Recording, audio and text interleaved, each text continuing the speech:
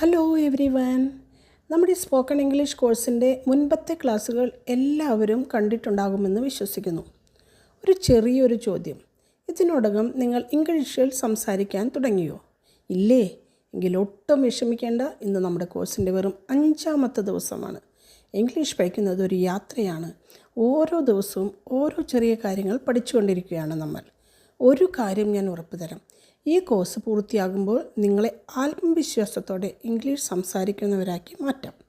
ഇന്നത്തെ ക്ലാസ്സിലേക്ക് കടക്കുന്നതിന് മുൻപ് ടെൻസസ് എന്ന് നിങ്ങൾ കേട്ടിട്ടുണ്ടോ?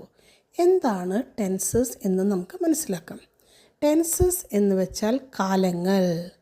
കാലങ്ങൾ എന്ന് വെച്ചാൽ നമ്മൾ മഴക്കാലം, വേനൽക്കാലം അങ്ങനെ ഓർക്കരുത് കേട്ടോ. ഇത് ഗ്രാമറിലുള്ള ടെൻസസ് ആണ്. ഗ്രാമറിലുള്ള കാലങ്ങൾ. നമ്മൾ മലയാളത്തിൽ പല കാലങ്ങളും പഠിച്ചിട്ടുണ്ട്. വർത്തമാനകാലം, ഭൂതകാലം. അപ്പോൾ അങ്ങനെയുള്ള കാലങ്ങളെയാണ് ടെൻസസ് എന്ന് പറയുന്നത്. നമ്മൾ ഇംഗ്ലീഷിൽ സംസാരിക്കുമ്പോൾ ഒരു പ്രവൃത്തി എപ്പോൾ നടക്കുന്നു എന്ന് പറയാൻ ടെൻസസ് ഉപയോഗിക്കുന്നു. ഉദാഹരണത്തിന്, പ്രവൃത്തി ഇപ്പോൾ നടക്കുകയാണോ, അതോ കഴിഞ്ഞു പോയതാണോ, അല്ലെങ്കിൽ ഭാവിയിൽ നടക്കാനിരിക്കുന്നതാണോ, ഇത് വ്യക്തമാക്കാനാണ് ടെൻസസ് ഉപയോഗിക്കുന്നത്. ഇംഗ്ലീഷിൽ പ്രധാനമായും 3 ടെൻസസ് ഉണ്ട്. പ്രസൻറ്റ് ടെൻസ്, അതായത് വർത്തമാനകാലം, പാസ്റ്റ് ടെൻസ് ഭൂതകാലം, ഫ്യൂച്ചർ ടെൻസ് ഭാവികാലം. അപ്പോൾ ടെൻസസിൻ്റെ ഉപയോഗം എന്താണ്? ഒരു പ്രവൃത്തി ഏത് സമയത്താണോ നടക്കുന്നത് എന്ന് വ്യക്തമാക്കാനാണ് ടെൻസസ് ഉപയോഗിക്കുന്നത്.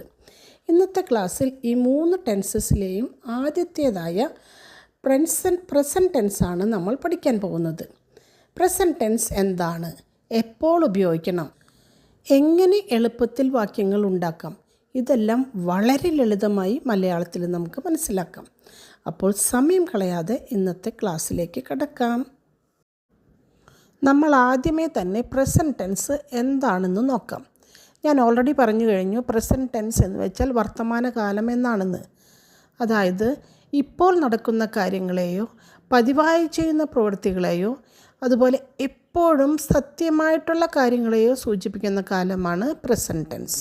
അപ്പം നമുക്ക് നോക്കാം. ഐ റീഡ് എ ബുക്ക് എന്ന് വെച്ചാൽ ഞാനൊരു പുസ്തകം വായിക്കുന്നു. ഇത് ഇപ്പോൾ നടക്കുന്ന കാര്യമാണ്. I go to school every day, ഞാൻ എല്ലാ ദിവസവും സ്കൂളിൽ പോകുന്നു. അപ്പോൾ അതൊരു പതിവായി ചെയ്യുന്ന കാര്യമാണ്. പിന്നെ വേറൊന്നാണ് എപ്പോഴും സത്യമായ കാര്യം. അതായത് ഉദാഹരണത്തിന്, the sun rises in the east, സൂര്യൻ കിഴക്കാണ് ഉദിക്കുന്നത്. ഇതുപോലെ ഇപ്പോൾ നടക്കുന്ന പ്രവൃത്തികൾ, ദൈനംദിന ശീലങ്ങൾ, പൊതുസത്യങ്ങൾ എന്നിവ പറയാൻ ഉപയോഗിക്കുന്ന കാലമാണ് പ്രസൻറ്റ് ടെൻസ്. ഈ പ്രസൻറ്റ് ടെൻസ് തന്നെ 4 ഭാഗങ്ങളായി വിഭജിച്ചിരിക്കുന്നു. Simple present tense, present continuous tense, present perfect tense and present perfect continuous tense. എന്നാൽ ഇപ്പോൾ ഈ 4 ടെൻസസും നമുക്ക് ഒരുമിച്ച് പഠിക്കേണ്ട ആവശ്യമില്ല. ഇന്നത്തെ ക്ലാസ്സിൽ നമ്മൾ സിമ്പിൾ പ്രസൻറ്റ് ടെൻസും പ്രസൻറ്റ് കണ്ടിന്യൂസ് ടെൻസും മാത്രമാണ് പഠിക്കാൻ പോകുന്നത്. കാരണം ദൈനംദിന ജീവിതത്തിൽ ഉപയോഗിക്കാവുന്ന പ്രസൻറ്റ് ടെൻസ് വാക്യങ്ങളിലെ ഒരു ഏകദേശം 70% വാക്യങ്ങളും ഈ 2 ടെൻസസും മാത്രം ഉപയോഗിച്ചുള്ളതാണ്. അതുകൊണ്ട് ആദ്യം ഈ 2 ടെൻസസ് നമ്മൾ നന്നായി മനസ്സിലാക്കുകയും നമ്മൾ സംസാരത്തിൽ ഉപയോഗിക്കുകയും ചെയ്യാം. ബാക്കി 2 ടെൻസസ്, പ്രസൻറ്റ് പെർഫെക്റ്റ് ടെൻസും പ്രസൻറ്റ് പെർഫെക്റ്റ് കണ്ടിന്യൂസ് ടെൻസും നമുക്ക് പിന്നീട് പഠിക്കാം. ആദ്യം ലളിതമായ വാക്യങ്ങൾ നമ്മൾ ഭയങ്കര കോൺഫിഡൻസോട് കൂടി സംസാരിക്കാൻ പഠിക്കുക. അതിനുശേഷം ബാക്കിയുള്ള ടെൻസസ് പഠിക്കാൻ വളരെ എളുപ്പമായിരിക്കും.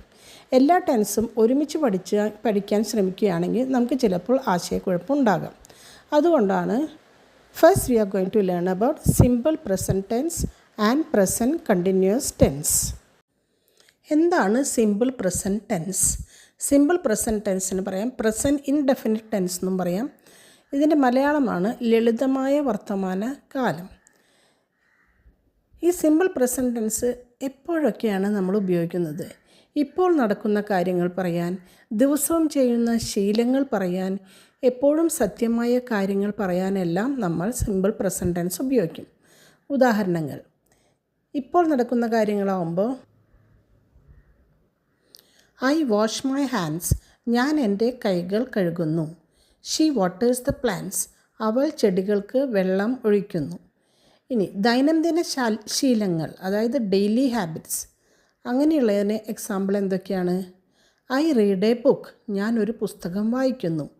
വി ലേൺ ഇംഗ്ലീഷ്, ഞങ്ങൾ ഇംഗ്ലീഷ് പഠിക്കുന്നു. അടുത്തത് ജനറൽ ട്രൂത്ത്സ്, എപ്പോഴും സത്യമായ കാര്യങ്ങൾ. ഇതിനുദാഹരണമാണ് the sun rises in the east, സൂര്യൻ കിഴക്കാണ് ഉദിക്കുന്നത്. ദ എർത്ത് ഈസ് റൗണ്ട്, ഭൂമി ഉരുണ്ടതാണ്. ഈ സിമ്പിൾ പ്രസൻറ്റ് ടെൻസിൻ്റെ സ്ട്രക്ചർ അല്ലെങ്കിൽ ഘടന എന്താണ്? എപ്പോഴും നമ്മൾ സിമ്പിൾ പ്രസൻറ്റ് ടെൻസ് വയ്ക്കുമ്പോൾ സബ്ജക്റ്റ് പ്ലസ് വെർബിൻ്റെ ഫസ്റ്റ് ഫോം. സബ്ജക്റ്റ് എന്താണ്? സബ്ജക്റ്റ് എന്ന് പറഞ്ഞാൽ ഒരു സെൻറ്റൻസിൽ ആരാണോ ആ പ്രവൃത്തി ചെയ്യുന്നത് ആ ആളാണ് സബ്ജക്റ്റ്. നമ്മൾ മലയാളത്തിൽ പറയും കർത്താവ്. അപ്പോൾ ഈ സെൻറ്റൻസുകളിൽ ആരാണ് പ്രവൃത്തി ചെയ്യുന്നത് അതാണ് സബ്ജക്റ്റ്. ആ സബ്ജക്റ്റും പിന്നെ വെർബിൻ്റെ ഫസ്റ്റ് ഫോം. വെർബിൻ്റെ ഫസ്റ്റ് ഫോമും സെക്കൻഡ് ഫോമും തേർഡ് ഫോമും ഉണ്ട്. അത് ഞാൻ നിങ്ങളെ അടുത്ത വീഡിയോയിൽ പഠിപ്പിക്കാവുന്നതാണ്. ഇന്ന് നമ്മൾ ഫസ്റ്റ് ഫോം ഓഫ് വെർബ്, അതായത് ഏത് വെർബ് എടുത്താലും അതിൻ്റെ ഫസ്റ്റായിട്ട് നമ്മൾ പറയുന്നത് റൺ, പ്ലേ, ഈറ്റ്, സിങ്, ഇതെല്ലാം ഫസ്റ്റ് ഫോമാണ്. അപ്പോൾ ഈ സിമ്പിൾ സെൻറ്റൻസ് ഉണ്ടാക്കാൻ, സിമ്പിൾ പ്രസൻറ്റ് ടെൻസ് ഉണ്ടാക്കാനായിട്ട് നമ്മൾ സബ്ജക്റ്റിൻ്റെ കൂടെ വെർബിൻ്റെ ഫസ്റ്റ് ഫോം ഉപയോഗിക്കുന്നു. ഉദാഹരണം, ഐ റീഡ്, ഞാൻ വായിക്കുന്നു. യു പ്ലേ, നീ കളിക്കുന്നു. വി ലേൺ, ഞങ്ങൾ പഠിക്കുന്നു. ഈ ഐ, യു, വി എന്ന് പറയുമ്പോൾ നമുക്ക് പെട്ടെന്ന് തന്നെ സെൻറ്റൻസ് ഉണ്ടാക്കാവുന്നതാവുന്നുള്ളൂ. എന്താണെന്ന് വെച്ച് കഴിഞ്ഞാൽ ഇതിൻ്റെ കൂടെ വേറെ ഒന്നും ചേർക്കേണ്ടതില്ല. ഡയറക്റ്റ് സബ്ജക്റ്റിൻ്റെ കൂടെ, സബ്ജക്റ്റ് ഇതിലെല്ലാം നമുക്കറിയാം, I subject, you subject, we subject, ഇതെല്ലാമാണ് ചെയ്യുന്നത്, പ്രവൃത്തി ചെയ്യുന്നവരാണ് സബ്ജക്റ്റ്. അപ്പോൾ ഇതിൻ്റെ കൂടെ വെർബിൻ്റെ ഫസ്റ്റ് ഫോം വെച്ച് കഴിഞ്ഞാൽ നമുക്ക് സിമ്പിൾ പ്രസൻറ്റ് ടെൻസ് കിട്ടി. ഇനി subject he, she, it. He എന്ന് വെച്ചാൽ അവൻ, ഷീ എന്ന് വെച്ചാൽ അവൾ, ഇറ്റ് എന്ന് വെച്ചാൽ അത്. ഇങ്ങനെ വരുമ്പോൾ എന്താണ് നമ്മൾ ചെയ്യേണ്ടത്? ഇതിൽ നമുക്ക് കുറച്ചൊരു എക്സ്ട്രാ ആഡ് ചെയ്യണം. അതായത് വെർബിനോട് കൂടി, വെർബ് എന്ന് പറഞ്ഞാൽ എന്താണ്? ക്രിയ. അപ്പോൾ വെർബിനോട് കൂടി നമ്മൾ എസ് വെക്കണം. അപ്പോൾ ഹീ, ഷീ, ഇറ്റ് എന്നിവ സബ്ജക്റ്റായി വരുമ്പോൾ ഓർക്കുക, വെർബിനോട് കൂടി എസ് അല്ലെങ്കിൽ ഇ എസ് എന്ന് ചേർക്കണം. ഉദാഹരണം, ഹീ റീഡ്സ്, അവൻ വായിക്കുന്നു. ഷീ പ്ലേസ്, അവൾ കളിക്കുന്നു. ഇറ്റ് മൂവ്സ്, അത് നീങ്ങുന്നു. ഓർക്കുക, ഏത് സിംഗുലർ സബ്ജക്റ്റ് വരുമ്പോഴായാലും, ഇപ്പോൾ ഹീ, ഷീ, ഇറ്റ് കൂടാണ്ട് ആരുടെയെങ്കിലും പേര്, രോഹൻ പ്ലേസ്, ഗീത സിങ്സ്, അപ്പോൾ ഇങ്ങനെയെല്ലാം വരുമ്പോൾ നമ്മൾ എസ് വെർബിൻ്റെ കൂടെ വെക്കാനായിട്ട് മറക്കരുത്. വേറെയും കുറച്ച് ഉദാഹരണങ്ങൾ പറയുകയാണെങ്കിൽ, ഐ ഈറ്റ് ഹെൽത്തി ഫുഡ്, ഞാൻ ആരോഗ്യകരമായ ഭക്ഷണം കഴിക്കുന്നു. ഷീ റൈറ്റ്സ്, ഇപ്പോൾ നോട്ട് ചെയ്യുക, ഇവിടെ എസ് വെച്ചു. She rights in her notebook, അവൾ തൻ്റെ നോട്ട്ബുക്കിൽ എഴുതുന്നു. ഹീ പ്ലേസ് ഫുട്ബോൾ, അവൻ ഫുട്ബോൾ കളിക്കുന്നു. ഐ ലിസൺ ടു മ്യൂസിക്, ഞാൻ സംഗീതം കേൾക്കുന്നു. യു റീഡ് എ ബുക്ക്, നിങ്ങൾ പുസ്തകം വായിക്കുന്നു. വി ഹാവ് ഡിന്നർ ടുഗദർ, ഞങ്ങൾ ഒരുമിച്ച് അത്താഴം കഴിക്കുന്നു.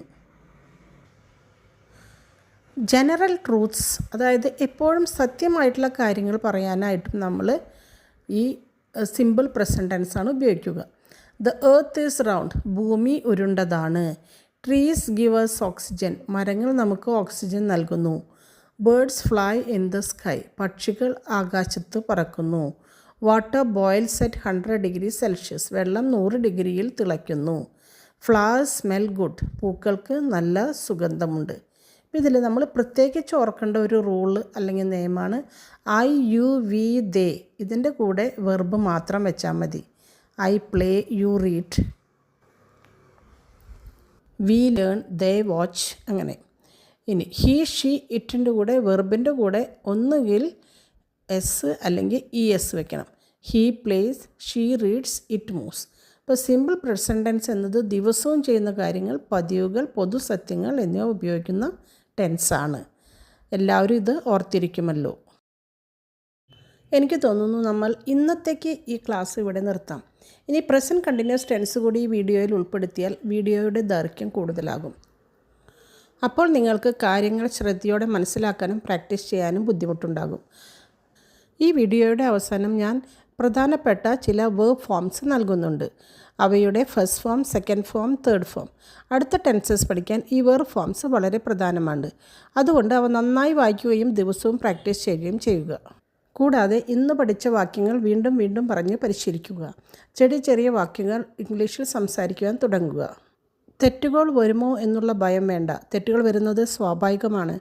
പ്രാക്ടീസ് ചെയ്യുന്നതിലൂടെ മാത്രമാണ് ഇംഗ്ലീഷ് മെച്ചപ്പെടുന്നത്. ദിവസവും അല്പസമയം ഇംഗ്ലീഷ് സംസാരിക്കാൻ ശ്രമിക്കൂ. അങ്ങനെ ഇംഗ്ലീഷ് നിങ്ങളുടെ ശീലമായി മാറും. ഈ വീഡിയോ നിങ്ങൾക്ക് ഉപകാരപ്പെട്ടിട്ടുണ്ടെങ്കിൽ ലൈക്ക് ചെയ്യാനും കമൻറ്റ് ചെയ്യാനും ഷെയർ ചെയ്യാനും മറക്കരുതേ. നിങ്ങളുടെ ഓരോ ലൈക്കും കമൻറ്റും എനിക്ക് കൂടുതൽ നല്ല വീഡിയോകൾ തയ്യാറാക്കാനുള്ള പ്രചോദനമാണ്. പിന്നെ ഇതുവരെ എൻ്റെ ചാനൽ സബ്സ്ക്രൈബ് ചെയ്തിട്ടില്ലെങ്കിൽ ഇപ്പോൾ തന്നെ സബ്സ്ക്രൈബ് ചെയ്യുക. കൂടാതെ ബെല്ലൈക്കൺ അമർത്താൻ മറക്കരുത്. അങ്ങനെ പുതിയ ക്ലാസ്സുകളുടെ അറിയിപ്പുകൾ നിങ്ങൾക്ക് ഉടൻ ലഭിക്കുന്നതായിരിക്കും. നിങ്ങളുടെ സ്നേഹത്തിനും പിന്തുണയ്ക്കും ഒരുപാട് നന്ദി. വീണ്ടും അടുത്ത ക്ലാസ്സിൽ കാണാം. Till then bye, take care.